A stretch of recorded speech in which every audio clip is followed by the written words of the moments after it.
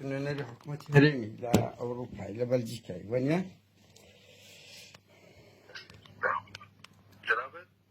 نانە هەوی برا پێویست دەکاتن قەلەقبی من ناوم قادر نادرا باش دەمناسی وەنیە نانا دەمناسی باشم دەناسی زۆرم لا سەیرە دەری نادناسم ئەتو لە بەلجیکانی پێشتر لە بەریتانیا بووی ئەی ئەخ کاکە ئەو دەنگەت خۆش نییە ینی دوای ئەو عەزەکەی بە دەنجی هەمان ئەو دیارەی ئەوە دەکەم ینی پێویست ناکەن و قەلەق خۆما شەڕ ناکەین گفتوگۆیەک دەکەین پێویست دەکەن کۆڵی لە خۆت دەکەی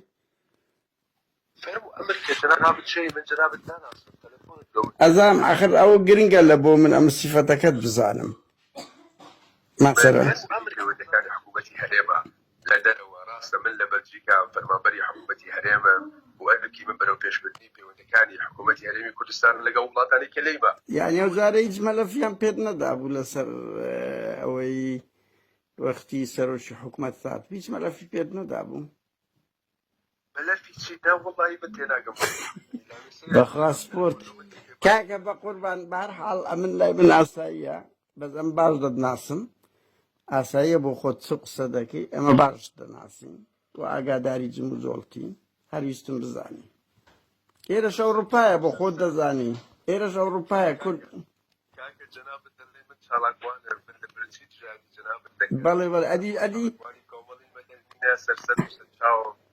گۆش دەبی ئەرکی خۆتان بەباشی بەڕێوە ببەن ڕوویەکی جوانی گەشی هەرێمی کوردستان پێشانی دەوڵەتانی دنیا بدەن وەڵڵای برام لە بۆم نییە ئەمە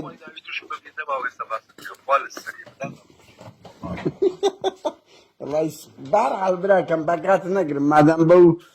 دیوەی قسە دەکەی بەس وەڵڵای ئەمن بۆ خۆم حەزم لە ئینسانی ڕاستەوخۆیە ئەسە لەگە ئومێد خۆشناوی قسەم کرد زۆر بە ڕاشکاوی هەموو شتێکی کرد بەس وەڵڵایە تو تەمسیلە دەکەی لە من باشتر کێشە نییە براکەم ئەتوو کە باشمان دەناسی کە باشمان دەزانی و ئیش تو ئەمە دەزانی چییە لۆ لە بەریتانیا هاتیە بەلجیکای و لە بەلجیکای چ دەکەی و لە ئێستاکو ئاگاداری شین بکەنە مەسئولی بەلجیکای زیاتی بلاوەر ئاشگەی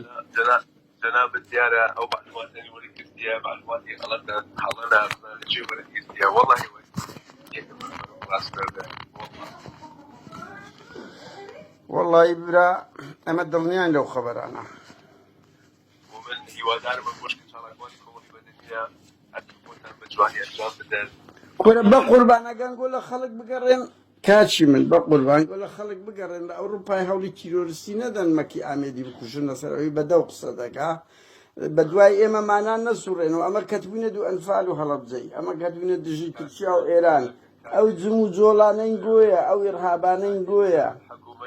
حکوومەتی مە هەڵگری سێپیاوی ئاشتی و ئازادی کورە بە قوربان ئەنگۆ چل کاکە تۆ قسەی قسەت کەس ڕێگریشی لە جەنابەت نەکردێ کەس هەوڵی کوشتنی جەنابیش تۆ سالانی جەنابی ئەولی ئەمە نازانم ئیمن لێدا ئیمن کە بەدوات چوون بۆ بەس ئیمەکی بە خۆ سەر مەفرەزەک پۆلی جوام تابعی دەکات لە دەستان گۆیە ئەوە یەک دوو دەیان دەزانم چ نوێنەری حکوومەتێکی ئەی هاوار هەوڵی کوشتنی مەکی ئامێدی درایە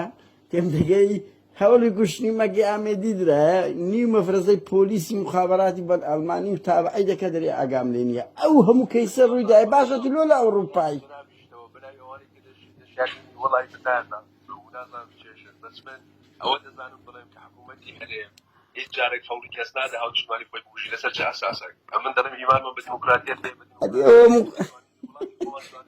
باشە پرسیارێک لێ بکەم تو ویجدانت ئەو هەموو پرۆتستۆیە دەولیە لە ئەوروپای لەوەنگۆ دەکرێتن باشە لۆ جوابی خەڵک نادەنەوە ئەو هەموو منەزەماتە بووە خەڵک تا ئێستاکە 6 مانگ لە ژۆری بی لە بۆی نەبی پارێزەرەکەی بگاتەکردنی ئیمزا بکە تۆ نوێنەری چوو کورە بابە تو نوێنەری حکوومەتی لە ئەوروپای نوێنەری حکوومەتی لە ئەوروپای دەستگای خاصەیە و باشیان کردی ئەو خەڵکی جویا لەسەر چه ئاساسێک جوایە ئەتوەگەر بێی ئەمنیەتی قەومی وڵاتی خۆتێک بدەی حکوومەتی قەی ناگە دامان دامانا حكايتنا راسقوين طبيعية بس نابي باريزري هبي دامانا داعشة نابي باريزري هبي نابي باريزر بقاتكني والله أول شيء بدي أدرك خاصة كره كاكا تنوينري حكومتي هرمي استاهر كسك بي لقاء بكاتو دبي بناي حكومتي تون ما عندي حكومتي هرمي من لي حكومتني من إجبارية بدأت حكومة كره بابا أقصى الشاعر يا بقربان هذا هو لو سياسي من خصبة كارك بدأت حكومة خصبة كارك كاكا أو جنابش دوا بس جنابش دوا كده كاكا أو قصي الشاعر بقربان أو قصي الشاعري كم دقي يعني كادير شي بارتي لجند تبين من بارتي كادير شي حكومي ليش نقول ورا بايك ببين إنسان كره برعكم والله كذا اما كودويري نقول زبينو بس ديما كاس نازاني وشي بربرسكان برواب كوتانا ده كاس ناوي خوتانا نزيكاتو جاهلي ددني تشيله جدا كان يعني حكومة شي مخابراتية أنتو جناب الدنيا من بعض الناس كواتا دزاين شندري شو ورا بخير بس أتاوجان أنا والله مدين بس بابا مشكلة مانية بقربان أنا أقول لك خلق بقرة يعني خلق وخباتي لو يكت تستمشي ديمقراطي مدني كره بابا جو بيس ما تبي كاكا جنب قرآن بيس ما بيني بيس ما بويني خلش كردستان واز دي بينا جنا قومت مشكلة من هي الأوروباي بخود دزاني معاناتي خلش كردستان نبي عملوا لأوروباي أو شر لقر أي ومعنا دايكين بارها البراكم هر أون ده بياما كم كاكا جا خباتي هزاران بيشبرقو بهزاران شهيد ومبارك ما كدا أو اللي ذكيت أول دبي بحوما في باريسي كره أوب أول شيء أكيد من تبي جنابة أو أركي أو بالرسالة يعني بيشبرقي كي حكومة خصبة كارك أو خلق ليرة تهديدي من ذكي بالتلفون أم التهديد عودان قتم بعطيت ولا ما عودان هم التهديد كذا برو شكايات كبزان التهديد كذا فهمت جنابة ذاك آخر دخلت سندري التهديد كذا كل بقول بعد قلت ساوى كيمن أزايتي إيوه زور سيرن وكو عزبي بعض خلق دقرنو يتلو لا يستردري أما هذا شو اشتراع شي ديمقراطي ساوى كم أتو بس سيرك أو هم رابورتني دولتيا إيه باشا أمنسيهم مرة باشا أو يعني أو هم الرخراوني دولتيا إذا أنا تاندكا إيه باشا يعني أوانش درودة كان راستن هجرة خلاوي إن دولة إدارة حكومة هرمينة كردية أو شفافية أو ديمقراطية سلاح هرمي كردستان هي موديل جوان أي أمنسيهم الرايد ووتشو براست كرة نكتة أنه براستي ما يعني أو قناعتان هي أدي لو خلق لو هوليرو بعدين أنا دوين بير بابا كان يسمعن قبشان دان كان سي بياوي بتمنو جنت شازلشن شش من دالتان قلتيا أدي بتسنين نري حكومتي هرمي لأوروباي